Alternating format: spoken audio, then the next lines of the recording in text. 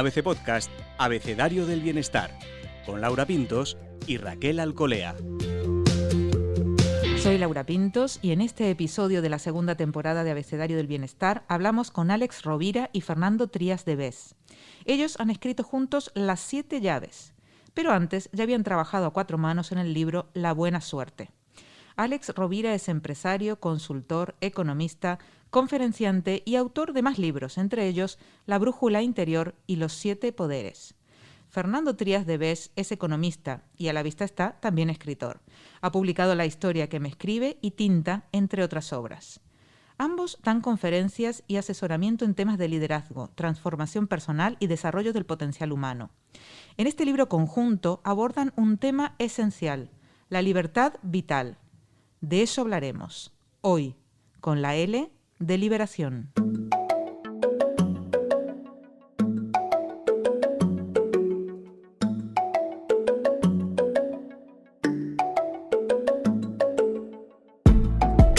Me acompaña, como siempre, Raquel Alcolea. Raquel, qué bonito es ver romperse algunas cadenas en nuestro interior, ¿verdad? Eso es, y qué bonita frase además, Laura. Suena tan bien como el efecto que produce, pero resulta bastante difícil, la verdad. Sin duda, es difícil. A ver si los dos expertos que nos visitan hoy nos ayudan a encontrar ese camino. Àlex y Fernando, bienvenidos. Muchísimas gracias. Hola. Laura. Hola. Vamos a empezar con Àlex Rovira. Àlex, ¿cómo llegaste desde el mundo de la empresa y de la gestión a esto del desarrollo personal y a poder ayudar a otros a conseguirlo? La cabra tira al monte y yo ya desde muy jovencito, incluso siendo niño, ya tenía mucho interés por la filosofía y la psicología, hasta tal punto que mi padre era un gran lector, siempre tenía libros en casa, en la librería, en la biblioteca, en su mesilla de noche, y yo iba y se los pedía para leerlos. Entonces, ya desde muy pequeño me interesó mucho el sufrimiento humano. Es decir, cuando yo veía a algún compañero en el colegio o alguien en la familia lo pasaba mal, lo pasaba muy mal, resonaba mucho con ese dolor y, y ya tuve la vocación de intentar comprender qué desencadenaba el dolor humano, el sufrimiento y qué se podía hacer para evitarlo. En tu caso, Fernando, ¿cómo se da ese salto de la empresa a la escritura? O no sé si realmente hubo un salto y realmente siempre tuviste este escritor dentro. ¿Cómo fue? Mira, la cabra tira al monte. Es lo que decía Àlex, pero en este caso mi cabra era otra, era la cabra del caudal creativo, ¿no? Yo soy una persona que tiene un caudal creativo muy importante y muy frecuente, al mismo tiempo con una inquietud artística. Entonces, desde pequeño escribo, desde pequeño compongo música, toco varios instrumentos desde pequeño, desde siempre ya me puse a escribir ficción, poesía, narrativa. Entonces, luego lo que pasa es que luego pues, tu formación universitaria, pues estudié en ciencias empresariales, luego pues ya me hago economista, pero esa parte, como decía Àlex, que me gusta mucho la expresión, por eso la he reiterado, al final surgió. Y yo creo que esto también es un mensaje para los oyentes, ¿no? Al final lo que uno lleva dentro y está llamado a ser, si le das el espacio, si le das la libertad, aquello emerge. Y yo creo que es interesante que Àlex y yo, los dos somos licenciados en ciencias empresariales y Àlex destina ya, yo creo que casi el 70-80% de su actividad a temas relacionados con, como lo ha explicado, con la psicología, con el conductismo, con la filosofía, con el comportamiento humano. Se gana la vida con esto. Y yo destino el 70-80% a la creatividad. Lo cual al final significa que, oye, que al final lo que uno tiene dentro sale, ¿eh? Y en este proceso de liberar eso que llevamos, entendemos que nos estáis dando una herramienta con las 7 llaves. ¿Es así, Àlex? Sí, Laura. Efectivamente, este libro pretende integrar un conjunto de herramientas, reflexiones, inspiraciones, historias que hemos ido recopilando a lo largo del tiempo y que parten de una pregunta. ¿Cuándo has llevado a cabo, cuándo has sido tú la causa de una transformación importante en tu vida? Y frente a esta pregunta que un día nos surgió a Fernando y a mí, la respuesta a la que llegamos los dos es que muchas veces, cuando hemos llevado a cabo un cambio importante en nuestra vida, ha sido cuando hemos tenido el coraje de decir que no a algo que nos hacía daño, que no a algo que nos limitaba, que no a algo que nos condicionaba. Y de ahí surgen las 7 llaves, porque esos nos son 7 cerrojos que se pueden agrupar, que hemos agrupado en 7 universos, pero a cada cerrojo, que son falsas creencias, normas inmorales, etc., ahora entiendo que iremos hablando de ello, le corresponde una llave. La llave del pensamiento, la llave del juicio, del disfrute, del ser.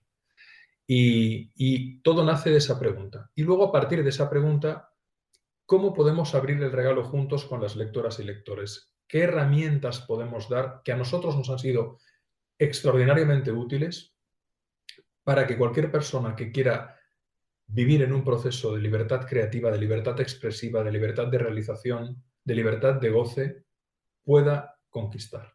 Has mencionado la palabra mágica, creencia. ¿Cuánto nos pesa lo que creemos, no? ¿Qué es realmente una creencia? Bueno, una creencia es una idea a la cual le das valor de verdad.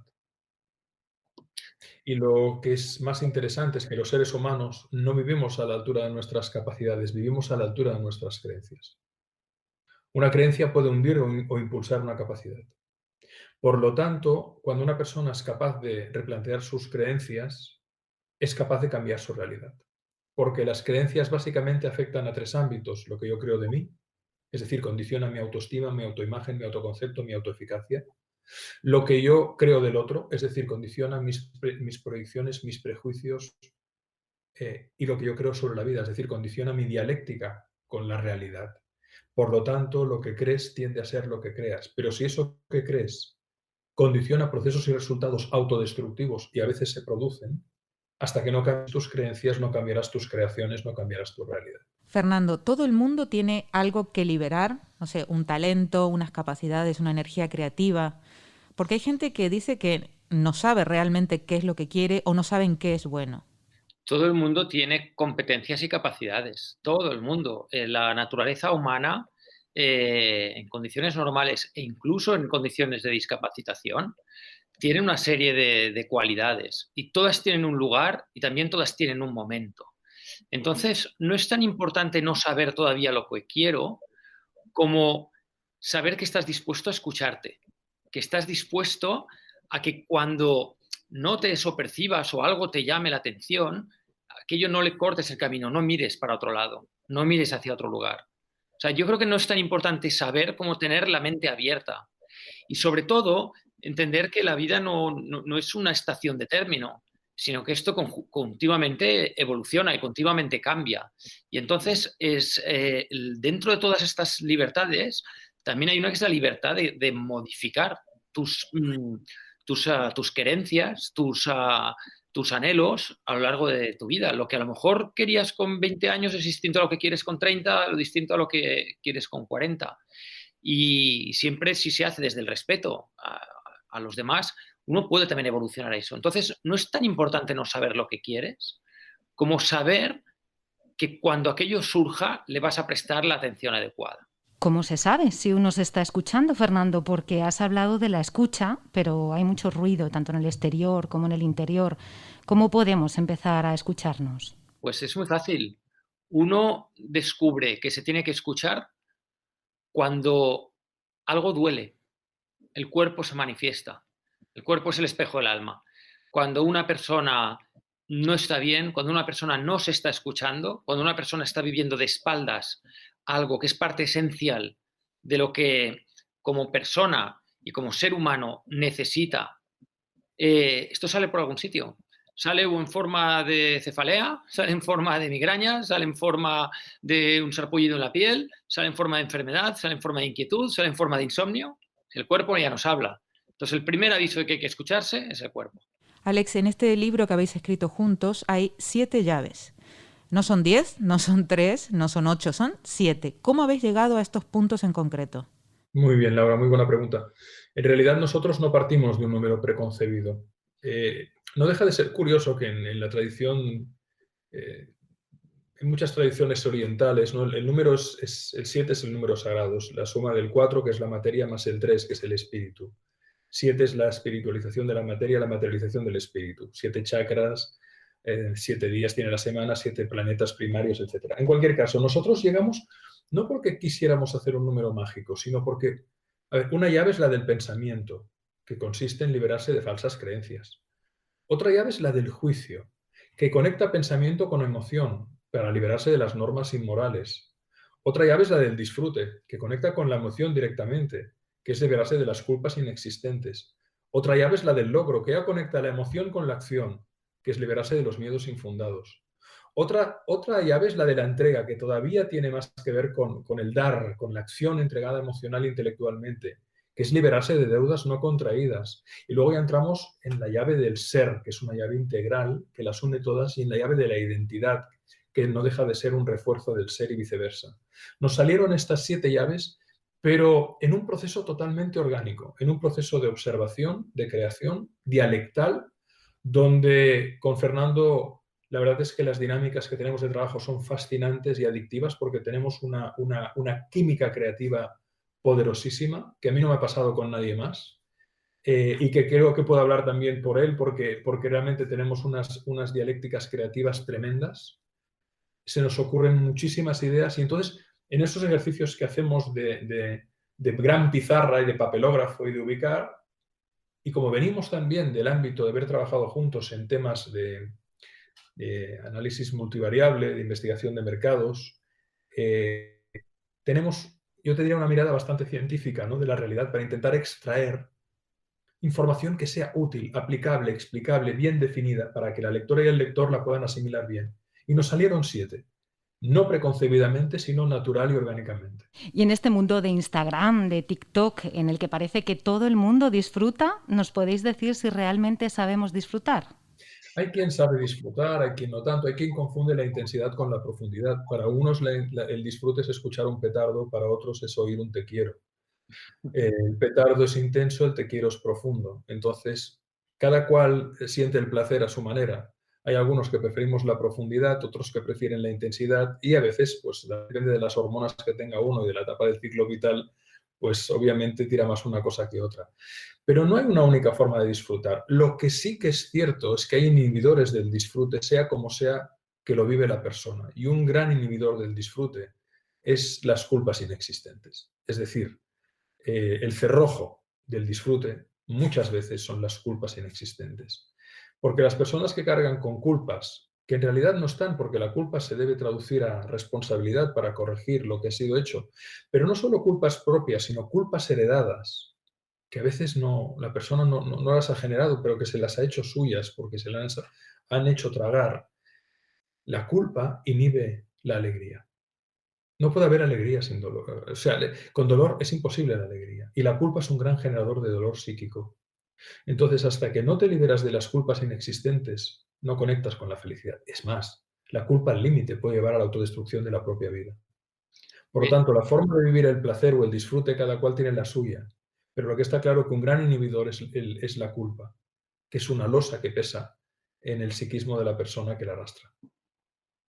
De hecho, perdón Alex, fíjate cuando lo pones, por ejemplo, TikTok es disfrute o es evasión.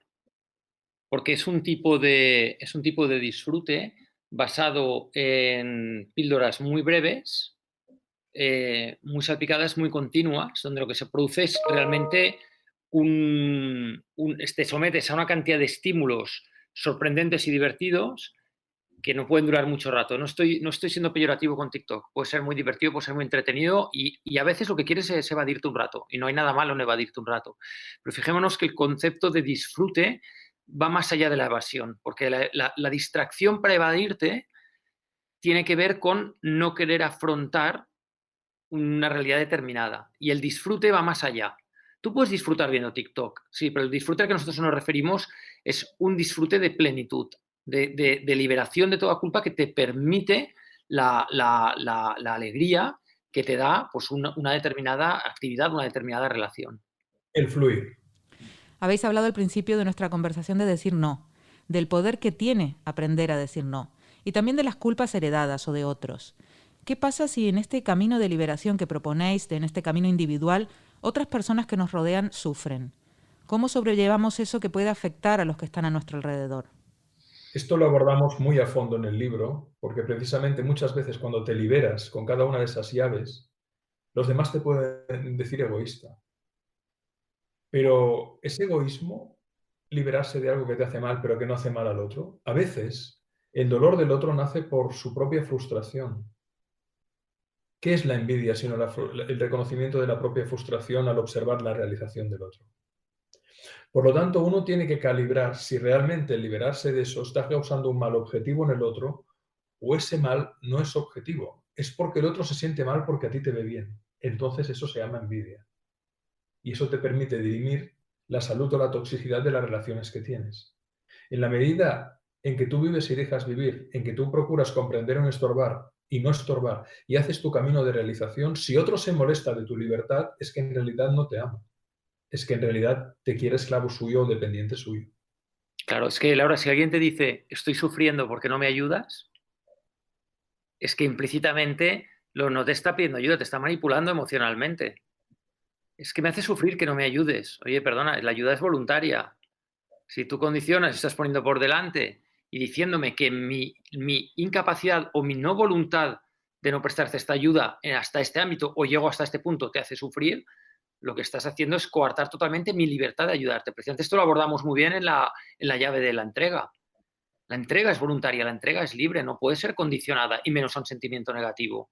Esa persona no te quiere de verdad, no te puede querer de verdad, por mucho que lo esté pasando mal con algo. Incluso esa entrega voluntaria forma parte del equilibrio tan difícil entre quererse, ocuparse de uno, cuidar a los demás, ser generoso. ¿Cómo puede hacer uno malabares para lograr ese equilibrio? Bueno, Paracelso decía que el veneno está en la dosis, ¿verdad? Y el veneno está en la dosis. Hay una sutil frontera entre la autoestima y el narcisismo, ¿no?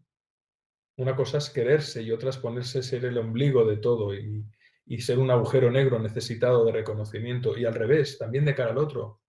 Hay personas que se olvidan de sí mismas porque se ponen de felpudos de los demás y su sentido de identidad fenece hasta que les puede llevar una somatización grave y les puede costar la vida. ¿Cuántas personas se sacrifican? Pero no es un sacrificio que realmente ayude al otro, sino que se condenan a sí mismos sin aportarle un valor de realización al otro. Entonces, la vida es una cuestión de equilibrios. Es un equilibrio entre el dar y el recibir. Es un equilibrio entre el amarte y el amar.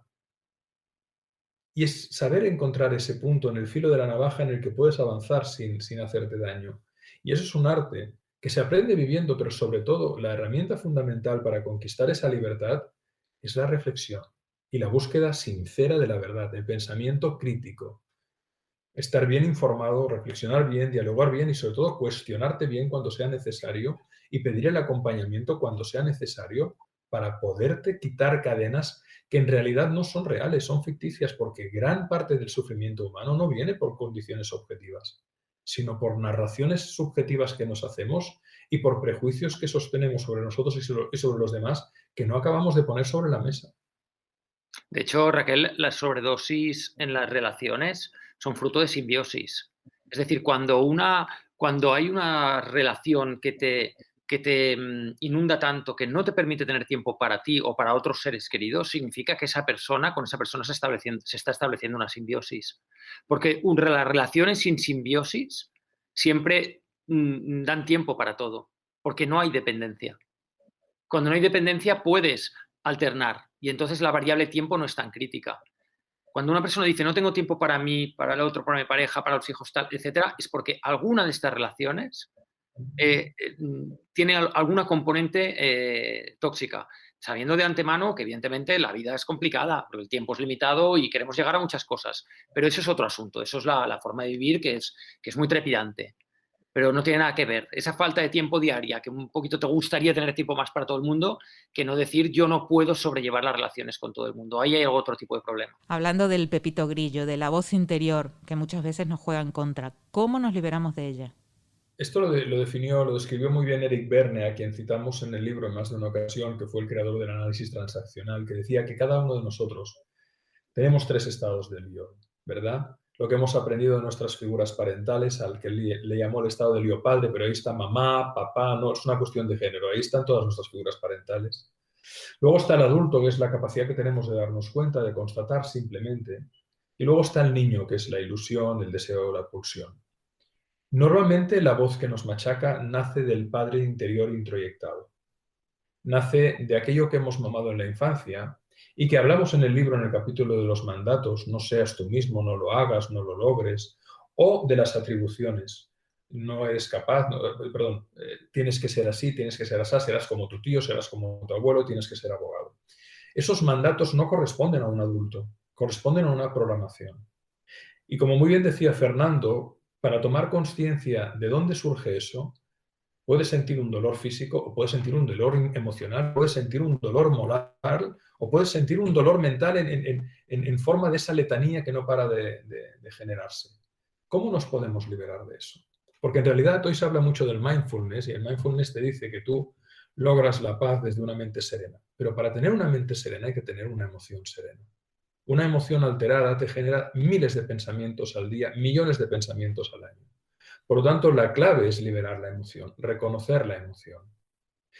¿Por qué me estoy automachacando constantemente? Y si no puedo salir de ese bucle conmigo mismo, pide la ayuda de alguien que te haga de espejo, que te confronte, que te acompañe amablemente, sin juzgarte, simplemente observando, porque lo que observas tiende a desvanecerse.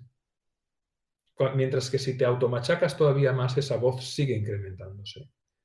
Esa voz interior genera muchos condicionamientos, refuerza los miedos infundados, refuerza culpas inexistentes, refuerza atribuciones y refuerza mandatos de los que hablamos en detalle del libro, que son las grandes mordazas, ¿verdad? ¿Quieres salir de eso? La clave, ¿queréis saber la clave para cambiar la vida? Se llama coraje. Que no es ausencia de miedo, es conciencia de que hay algo por lo cual vale la pena arriesgarse. No hay coraje sin sentido. Tú estás mal, interna o externamente. No hay solución, no vendrá nadie a ayudarte. No esperes a la lotería, porque si estás mal, la lotería seguirá aumentándose mal. Ten el coraje de cuestionarte qué es lo que tienes que cambiar, acepta lo que no hay que cambiar y desde luego primero coraje, segundo aceptación y tercero determinación y ponte a trabajar. Hay una frase que nos ha impactado y que tiene que ver con que el secreto no es ser libre, sino no ser esclavo. ¿Cómo nos podemos liberar de eso que nos está esclavizando? Yo creo que lo identificas dándote cuenta que estás haciendo cosas que no quieres hacer. Hay un momento del libro que hablamos de que una persona está en conflicto consigo misma cuando hay una de estas tres cosas que no están alineadas. Lo que piensas, lo que dices y lo que haces. Si tú piensas una cosa y dices otra, conflicto interior. Si tú piensas una cosa, dices una, lo mismo, pero haces lo contrario, de nuevo. Entonces, la incoherencia interna es la que produce el aviso, el conflicto, ¿no? Estoy haciendo o diciendo cosas que no son las que quiero hacer. Y es ahí donde realmente entras en las esclavitudes. Y por tanto, la libertad, bajo nuestro punto de vista, no es una cosa que adquieres, ya tengo la libertad. Es la capacidad del ser humano de haberse desprendido del máximo de limitaciones. Y entonces potencias tu libertad máxima, porque la libertad máxima, como Alex explicaba, el veneno está en la dosis, podría ser libertinaje. Y por lo tanto, la libertad es comprender muy bien cómo yo sigo en mi propio centro de mí mismo, los demás en su propio centro. Existen puentes, existen vínculos, pero al mismo tiempo cada uno dentro de su coherencia. Y eso es posible. Y eso es la relación adulta. ¿Cómo nos damos cuenta de que estamos liberados? ¿Qué indicadores podríamos tener, Alex? Se llama serenidad. Se llama serenidad. Es decir, tú puedes vivir en la turbulencia, puedes vivir en la crisis, pero hay algo dentro tremendamente sereno y a la vez tremendamente sólido y a la vez tremendamente cálido. Se te quitan las ganas de juzgar a los demás, solo procuras comprender y no estorbar. Se te quitan las ganas de tomarte las cosas personalmente. Te das cuenta de que cada cual hace lo que puede con lo que tiene. Tomas conciencia de que puedes ser muy selectivo en tus relaciones y por lo tanto estableces unas fronteras muy claras de lo que admites en tu vida y de lo que no. Por lo tanto, yo diría que el síntoma de esa libertad es una profunda compasión y un profundo amor a todo, una gran aceptación de lo que es y un fenecimiento progresivo de la vanidad, del orgullo y del miedo sin objeto. Sí, esta serenidad, que me ha encantado la respuesta de Alex, es preciosa, Alex, esta respuesta, es la paz. Es decir, tú puedes, hay muchos libros sobre felicidad, este no es un libro sobre felicidad, este es un libro sobre paz interior. Y Y tú puedes ser más o menos feliz porque hay situaciones en la vida que lo pasas mal. Todos las vivimos y épocas más o menos felices. Pero lo que siempre está en tu mano es poder estar en paz. Eso sí. Sin duda, llega un momento en que uno se da cuenta de que a lo que aspira es a la serenidad, a la felicidad. Muchas gracias, Alex Rovira y Fernando Trías de Bes, por participar en ABC Bienestar. Ha sido un gran placer, ha sido una entrevista preciosa. Muchas gracias. A vosotros, hasta pronto.